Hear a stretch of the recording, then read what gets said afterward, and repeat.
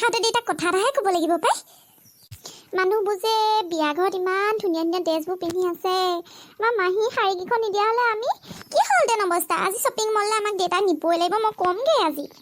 উঠো আৰু যাওঁ কমগৈচোন বাৰু মুখ চুখ ধুই লওঁগৈ ৰহিলি মাজনীহঁত গা ধুই হ'লনে তহঁতৰ চাহ বাকী লোৱা খালাই নি মই গাটো ধুই আহিছোঁ আকৌ একেবাৰে তহঁতলৈ কিমান ৰম আৰু খাই দিলোঁ চাহটো পখিলি তোৰ চাহ ভাগ লৈ আহি এই ভাগ আৰু সেই ৰহিলি তোৰ ভাগৰ এই ডাইনিং টেবুলত আছে লৈ ল বহি লচোন বহি ল দেউতা মই কথা এটা আগ ধৰি কওঁ বুলি ভাবিছোঁ চাহ বাৰু খাম কচোন বাৰু কি কথা মানে আমাৰ কাপোৰ কানিবোৰ বৰ নাইকিয়া হৈ গৈহে আছে দিনক দিনে লোকে ইমান ধুনীয়া ধুনীয়া কাপোৰ পিন্ধে দেউতা আজি আমাকো লৈ যাবাচোন দেই শ্বপিং মললৈ পেণ্টালুজ নিবানে নিয়া নহ'লে বিগ বজাৰ নহ'লে বিশাল কোনোবা এখনলৈ নিলেই হ'ল আৰু নিবানে নাই ৰাম খাই লচোন চাহটো একেটা উশাহতে কথা কৈছো নিম নহয় লাহে ধীৰে ক'লেও নিম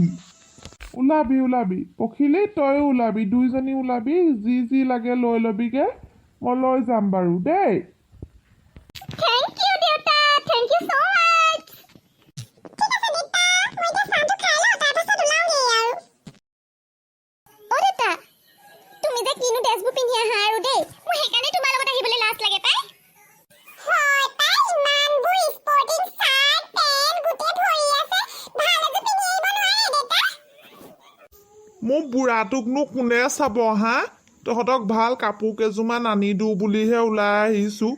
আৰু এই গৰমখনতনো কি ভাল কাপোৰ পিন্ধি যাবি কৰোণা দিন মাস্ক মাৰিবই লাগিব এতিয়া বাছত উঠা মাত্ৰক এতিয়া কাকো লগ পোৱা নাই কাৰণেহে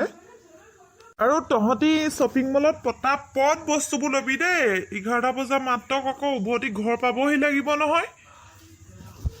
ঠিক আছে দেউতা কালি কিবা এটা খাই আহিম আকৌ হোটেলত দেই বহুত দিন খোৱাই নাই বাহিৰত দেউতা সেইখন বাছ আহিছে নেকি ৰখোৱাচোন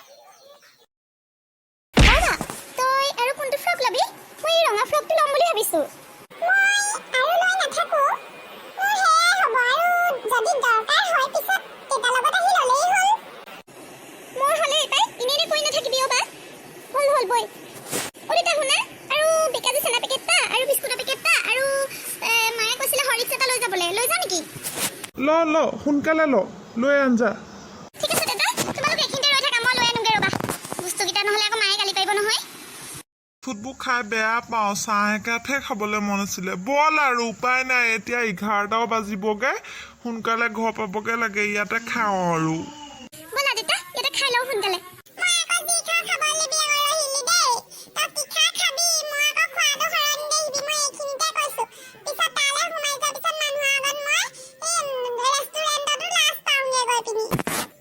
তহঁতি মনে মনে থাকিল নে মানুহৰ আগত